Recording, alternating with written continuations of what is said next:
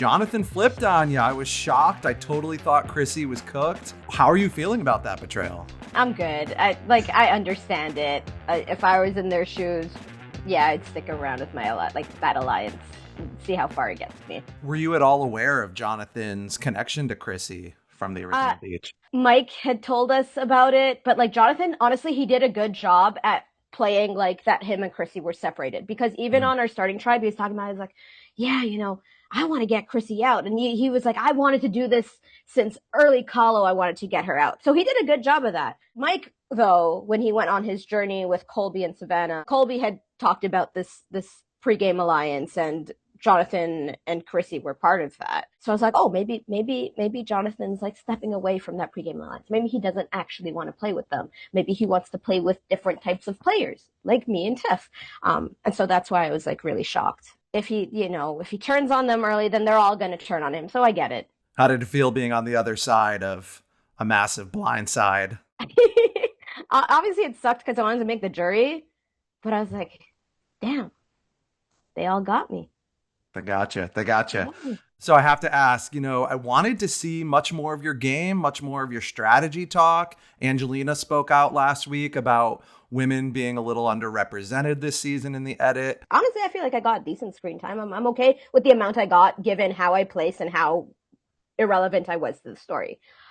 As for talking about, the gender inequality in the edit, I was actually told by Jonny Fairplay last night in person that me being vocal about this and Angelina being vocal about this, we're actually ruining season 50. So I will refrain from commenting. Yeah, we're ruining season 50. So I'm gonna take Jonny Fairplay's advice and not comment.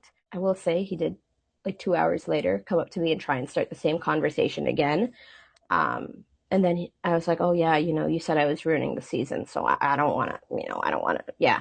And he's like, I never said that.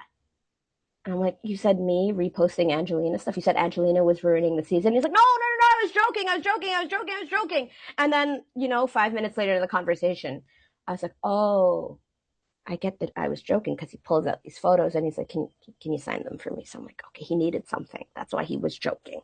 That's why 2 hours later he was joking. So yeah, I'm just not going to comment on it, because apparently I'm ruining season 50 with Angelina. Is it safe to say that you agree with Angelina? I'd say there have been edits in the past where women get completely shafted. And the most recent one I could think of was like Erica's win. Why did we see nothing? There were, the vote where it was between Charlie and Rizzo, from my perspective, also from Jonathan's perspective, like he called me and he's like, were we wrong? I thought that was all D. Like we all thought that D was the one orchestrating everything and having all the conversations with everyone and making everyone talk to each other. So I was like, oh, they could have showed that from Dee's perspective. And there are a couple of things where it's like, okay, the same people are getting the same screen time, but it's like, that's what production sees as entertaining. And that's what a lot of people see as entertaining. So let them have it. I can confidently say I'm not an entertaining person. So I understand why I was not included on the screen time. I'm just not entertaining. I get it. Well, I disagree with that statement, but we can move on. Now, how much do you think having season 48 air just a couple weeks before you guys flew out for 50, how much do you think that affected your game this round? It was rough for a certain group of people, and for other people, they were willing to look past it, and they're like, I want to play with someone who's playing the game. I want to play with the strategist. So like, Dee and Tiff were willing to work with me. Charlie and Mike were willing to work with me. Coach had strategy conversations with me. Sari and Rizzo also, like, at the swap, wanted to talk to me and stuff. And Ozzy as well. With those people is good, but then there was like a group of people who were like, yeah, no, get me away from her, get her out of here, kind of thing. And I was told that after the game as well by like a group, but someone from a group that was, they were like, you had no chance. We wanted you out. So I'm like, good to know. I don't feel that bad anymore.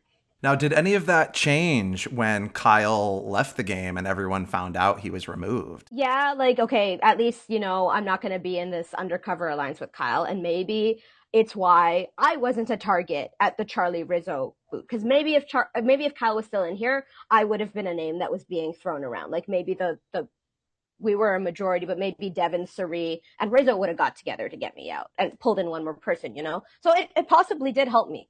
Now, we did see you get a little emotional when Jeff announced that Kyle was gone from the game. Can you speak a little bit about that moment and just what it felt like to hear that? I just like, I was thinking like, damn, when I got the call for 50, I immediately went into like prep for 50, do everything I can to like be better than I was on 48. And I assume Kyle was doing the same thing. Hmm. You grind out those months leading up to 50. And so I know he put so much into it.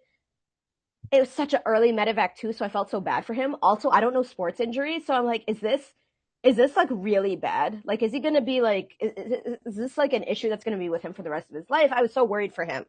Hmm. And also, there's like a part of me where it's like, I feel like seriously lonely out here. Even people who played on different seasons, like they were at least friends with each other, like they knew each other. And I didn't have any of that. Like I had Joe and Kyle, and I didn't really talk to other people that weren't on my season, or if I did, they weren't on 50. So I felt like pretty lonely in that moment too. Now, had you made it deeper into the game, who were you kind of eyeing as like a potential final three? Oh my God. I wanted to, I know in all my pregame press, I was like, I'm scared of her. I'm terrified of her. But after talking to Rizzo, I was like, I really, really, really want to work with Genevieve. It's really funny how things played out. And then after hearing how close like Suri was with Ozzy, I wanted to like get to know them two more. Mhm. Obviously D and Tiff, but I'm like, I feel like they would probably get rid of me before we got that far. Because that they're cutthroat players. I know what I'm playing with. I know that they're Mhm. game players. I know they're gonna make a move, but like it's just exciting and thrilling to play with them. There were a lot of people in that pregame that were scared of Genevieve. We heard that a lot. Yes, she's scary. She found two idols. She found two Yeah. idols. She found an idol that was on my starting beach that like everyone was looking for, and none of us could find it.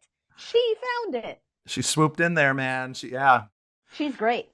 Was there anything from your game that we didn't see on TV that you'd like to share?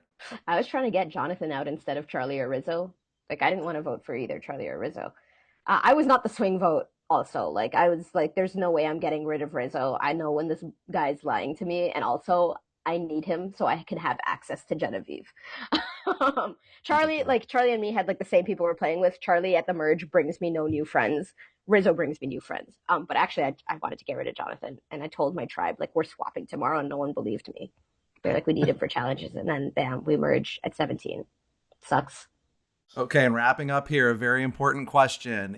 This whole Blood Moon business, all I could think about was Zelda. Do you play Zelda, and do you have a favorite Zelda game? I don't play Zelda, but I'm aware of the Blood Moon and Zelda. I actually play a different game that has a Blood Moon, and that's what I was thinking of. V Oh, okay. Rising.